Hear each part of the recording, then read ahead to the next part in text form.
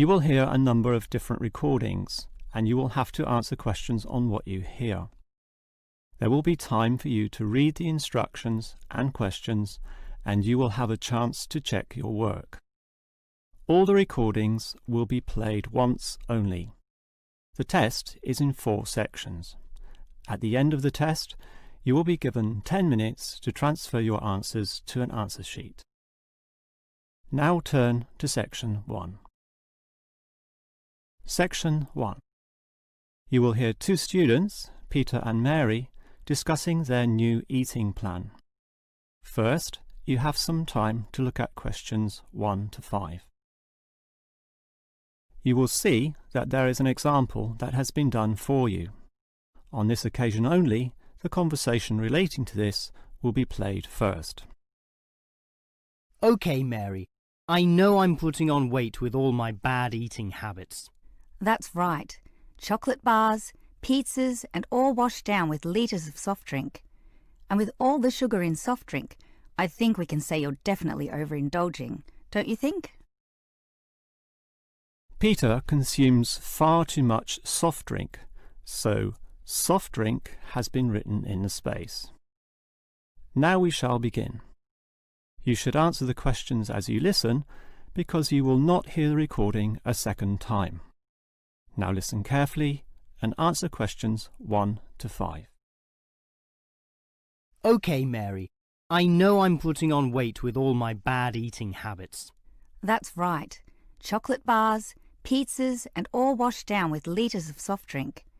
And with all the sugar in soft drink, I think we can say you're definitely overindulging, don't you think? I know. I intend to definitely stop drinking that from now on. And that's part of the sensible eating plan that we have agreed we need to formulate. One that we can both follow. That's right. Sensible and practical, allowing us to indulge in some sweet foods on occasions. On rare occasions. And we're going to cut out all the pizzas and hamburgers. Well, not totally. I thought you said pizzas could be eaten once a week. You know how I like pizzas. No, I said once every 2 months. Once a week was ice cream, not pizza. Yeah, that's because you like ice cream. I prefer pizza. Peter, if you want to lose weight, you need to be disciplined in both what you eat and what you do, which brings us to the issue of exercise. That's right. So, jogging twice a week and hiking on Saturdays, right? No, hiking is Sundays, allowing Saturdays for the light walking exercise. I've investigated and discovered there are a lot of walking trails around this suburb, with many beautiful places if you just look around. So what's happening this Saturday? A walk around the city? That's later in the month. This Saturday we'll visit Pine Park. Hill Park is nicer, with great views too. Yes, but we have to travel too far to reach Hill Park, so I ruled that out, and I love the smell of pines. And what about the weekday meals? Salads every night, I suppose. No, it's important to vary the meals so that the food remains interesting and fun. The only common factor is the fruit juice, but otherwise we'll have a variety of healthy fare, from salads to fish to lean meat. I'd rather have meat every night, but you're the boss. If you want to lose weight, you'll have to accept this program, okay? Okay. Before you hear the rest of the conversation, you have some time to look at questions 6 to 10.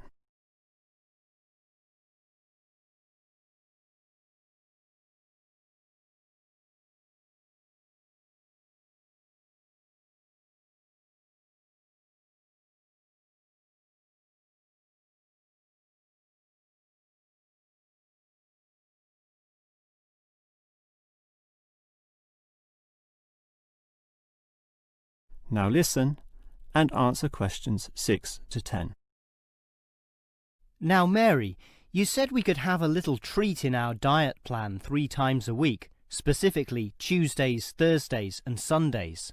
Yes, a very small treat, but something to reward us for all the discipline shown.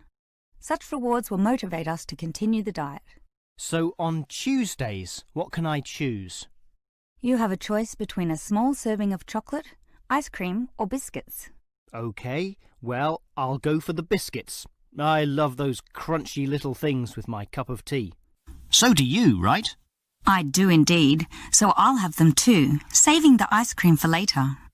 But I know how much you like ice cream, so why don't you save it for the end of the week? That will give you the motivation to keep going, and you can have chocolate midweek. That's a good idea, but I think the most important thing is for you and I to eat different things on those other 2 days. Well, if you think that way. I'll eat the ice cream on Thursdays, not the chocolate, OK? Well, if you're having that, then I can't have ice cream. In order to be different, I'll have the chocolate. So we can compare our different snacks and maybe even share a little with each other. Exactly. And the variety and fun involved will take our minds of wanting more. Eating for fun. A good idea. And then you can have the chocolate on Sunday, right? But I like biscuits. Actually, I want biscuits again to have with my cup of tea. But you have the biscuits on Monday, remember? And we can't repeat. Oh, come on. This isn't fixed in concrete. I can have them again instead of chocolate. You might like variety, but I don't. I'm a creature of habit. Well, the whole point of this was to taste different snacks. But if you want the same thing, OK. I, for one, am sticking to the original plan, with ice cream to finish the week and not another dose of chocolate. That is the end of section 1. You now have half a minute to check your answers.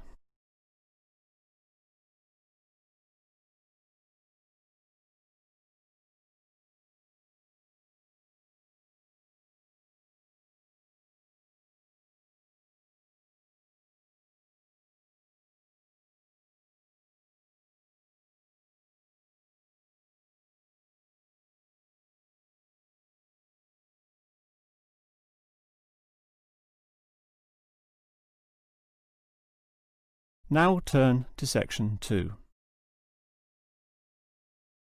Section 2. You will hear a childcare worker telling some mothers about the advantages of her centre. First, you have some time to look at questions 11 to 16.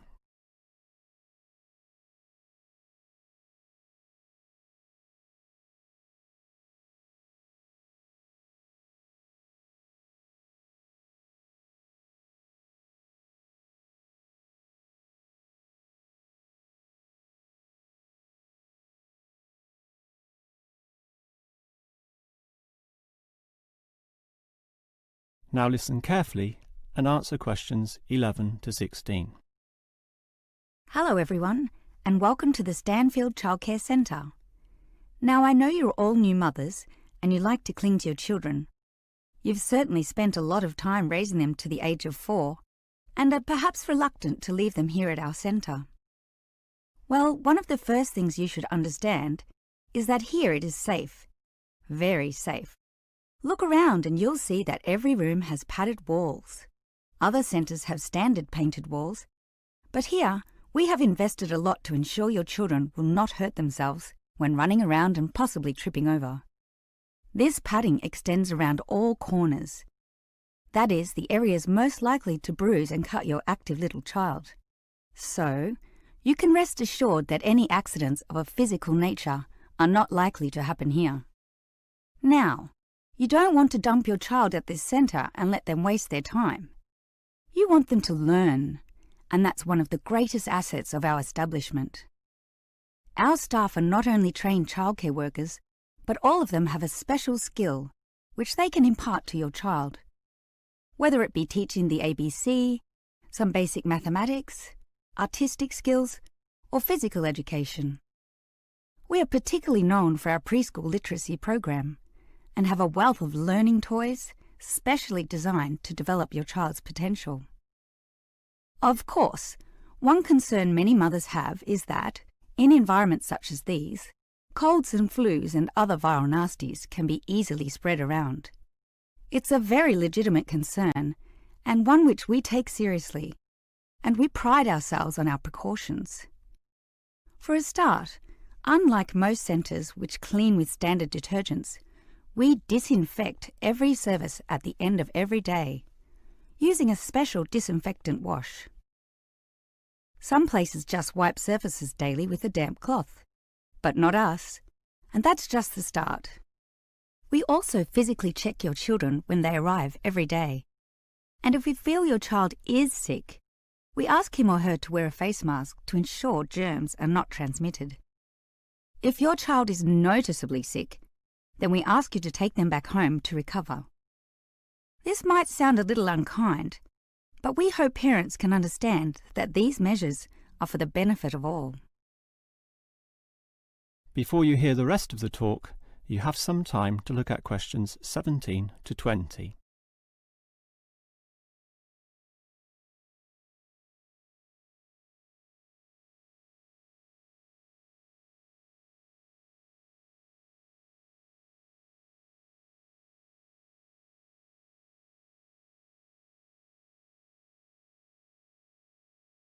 Now listen and answer questions 17 to 20. Now at Stanfield Childcare Centre, we have excellent childcare officers. And let me briefly introduce them. We have Susan, Andrea, Bella, Kathy, Lisa and Liz. They're all fully trained and come with some individual assets which make them even better.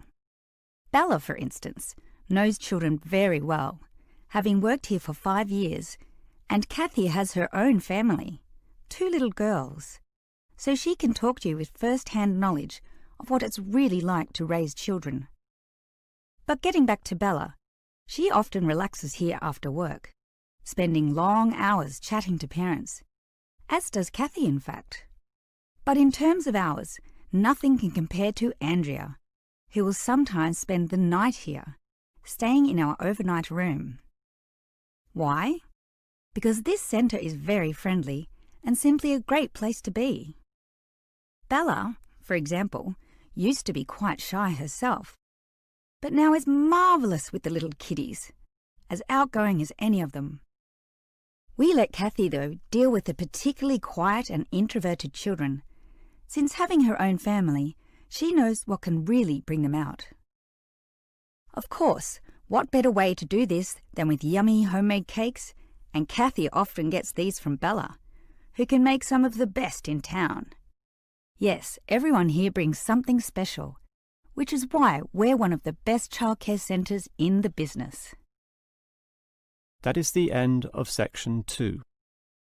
You now have half a minute to check your answers.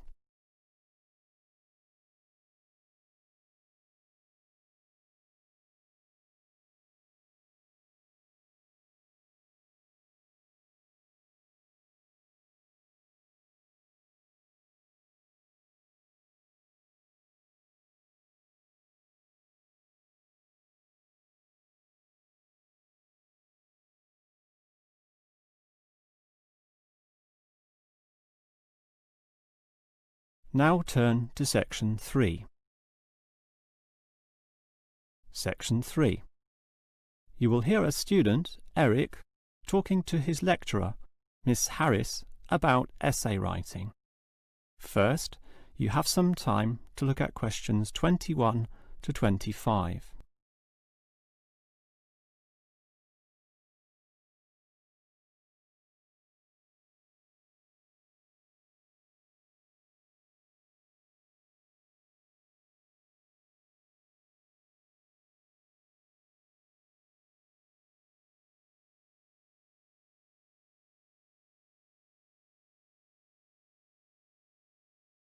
Now listen carefully and answer questions 21 to 25.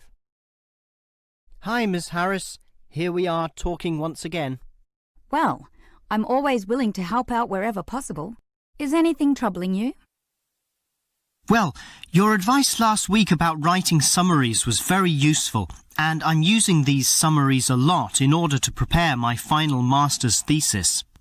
But you're having problems, right? Yes, I have a few issues to discuss. Obviously, I want a good essay, and I want to achieve high marks, but I'm not sure on the best way to start. That's an easy question. Start with a topic, but not one that I necessarily suggest. One that you want to explore. You will always write better when doing so on a topic you are interested in. not one imposed upon you by others. Well, I'm interested in management theory. Then pursue that. However, that alone is far too broad. Break it into various current areas of discussion and relevance. Then look more carefully at one of them. Say, management and cultural differences, or management and motivation, or other aspects, such as the role of salary, group cohesion, or leadership. I would say I'm interested in group cohesion, that is, how people interact in the workplace. Well, that's a start, but you can't then just write planlessly without defining exactly what you intend to do within the area you've chosen. You'll have to think of a thesis, and this statement could be of several types. Such as what? Oh, you could argue a point, something that you believe in, or discuss an issue, looking at its various perspectives, or critique the opinions of others, pointing out the pitfalls and flaws. The thesis statement will make that very clear because it will say, in simple terms, what you intend to achieve in your essay. I see. And then I can just begin writing, right? Wrong. Huh? If your essay is going to be clear, it needs to be logical and organised, and this means you'll need an outline. This could be written as a flowchart or spider graph, that is, a series of connected lines. But whatever shape the outline takes, there must be a sense of progress in, more or less, a straight line towards a goal. And then my essay will be good? With such progression, definitely, as long as you do achieve everything that you set out to do, as specified in the beginning, okay? Before you hear the rest of the conversation, you have some time to look at questions 26 to 30.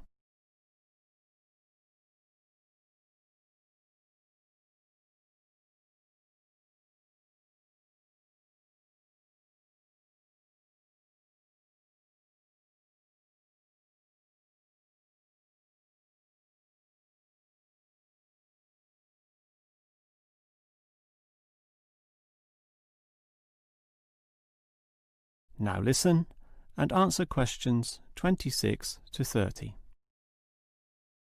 Well, Ms. Harris, your advice about essay writing all sounds very useful, solid and step by step, so I'll certainly follow that.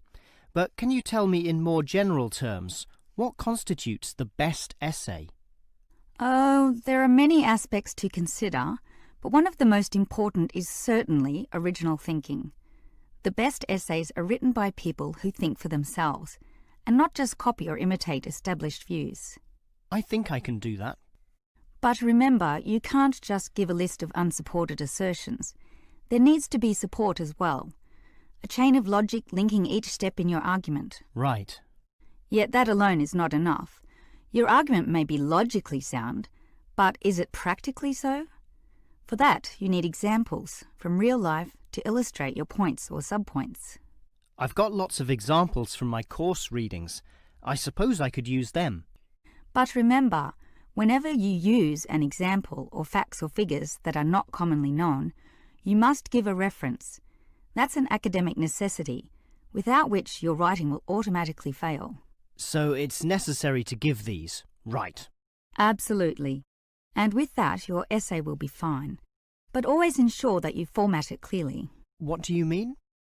I mean the practical considerations, as written in the University Style Guide, such as leaving appropriate margins, using double spacing, Arial font, and so on. You see, your writing must look good as well as be good. I can certainly do that. And finally, related to the previous point, you need to respect the number of words required. Your individual lecturers will give you a word count figure, so follow what they say, making your essay neither too long nor too short.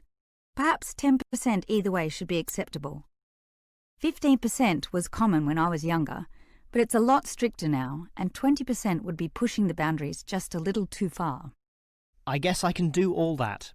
Thanks for your advice. That is the end of section 3. You now have half a minute to check your answers.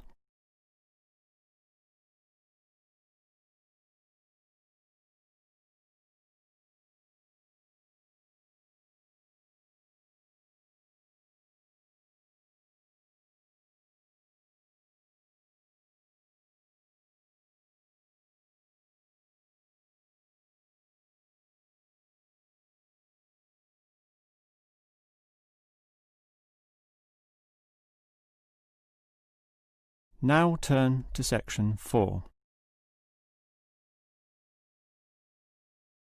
Section 4. You will hear a lecturer discussing the history of people's beliefs regarding whether the Sun or the Earth is at the centre of the solar system. First, you have some time to look at questions 31 to 33.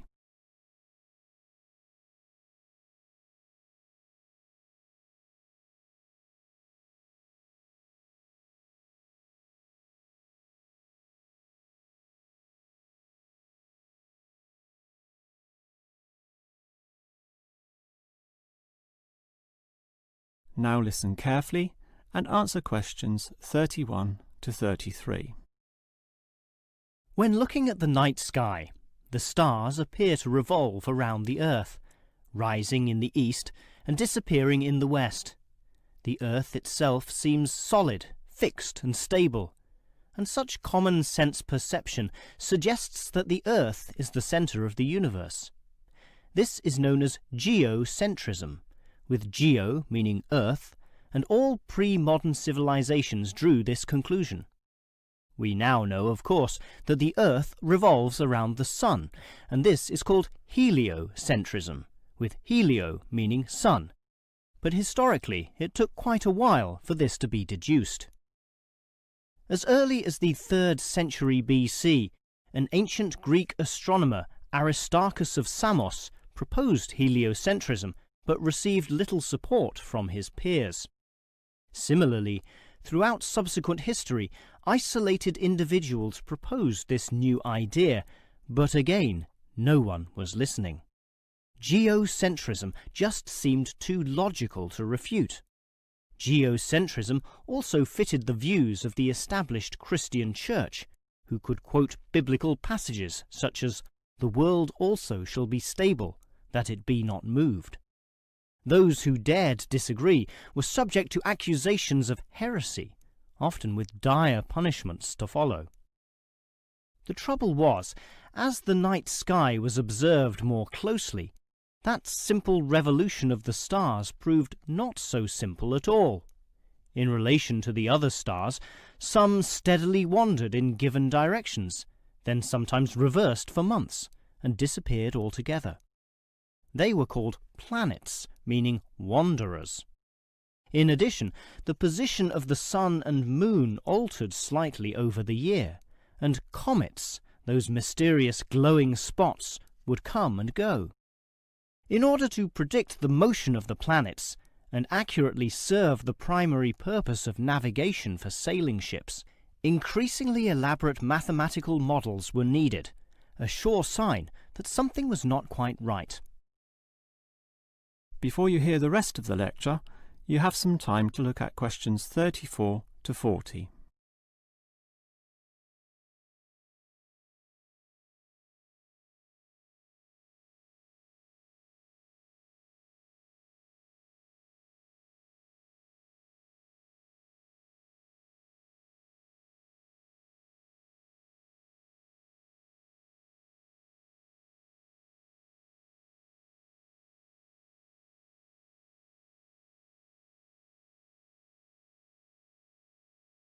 Now listen and answer questions 34 to 40. Heliocentrism, or the belief that the Sun is the centre of the solar system, still needed a mathematically sound description before it could be scientifically accepted. And it was a Polish astronomer, Nicholas Copernicus, who in 1543 first published this. This event is sometimes referred to as the Copernican Revolution. Copernicus himself certainly feared the consequences of his proof, knowing full well it might invoke the anger of the established church. Probably for this reason, he waited until the last year of his life, when he was sick and dying, to release his findings. In addition, the preface of the book, written by a respected member of the church, stated that the model was not necessarily correct. As a result of this, there was no revolution whatsoever. In fact, the book received scant attention in the subsequent decades, apart from a few irate clergymen who angrily dismissed the whole scheme as irrelevant. Yet the following generations of astronomers did not always fare so well. The Italian scientist Galileo got into trouble, as did a fellow Italian with the surname Bruno, Giordano Bruno, who was burnt at the stake. Yet ultimately nothing could slow the spread of heliocentrism across Europe. It formed the basis of Isaac Newton's great work on the motion of the planets, a work which implied that even the sun, around which the Earth circled, was itself in motion around a common centre of gravity. No discourse about heliocentrism could finish without mentioning that, somewhat unbelievably, there still exist those today who choose to believe that the Earth is the centre of the universe. Modern geocentrism is usually the result of literal interpretations of the Bible, which is the cornerstone of these people's beliefs. They, therefore, also believe in creationism, that is, that a God created everything, and while we may smile at this, it is sobering to consider that surveys have revealed that up to 10% of British people, 12% of Europeans, 20% of the USA, and 25% of the Middle East still hold the belief that the sun revolves around the Earth. One can only wonder what Copernicus would have thought of this. That is the end of section 4. You now have half a minute to check your answers.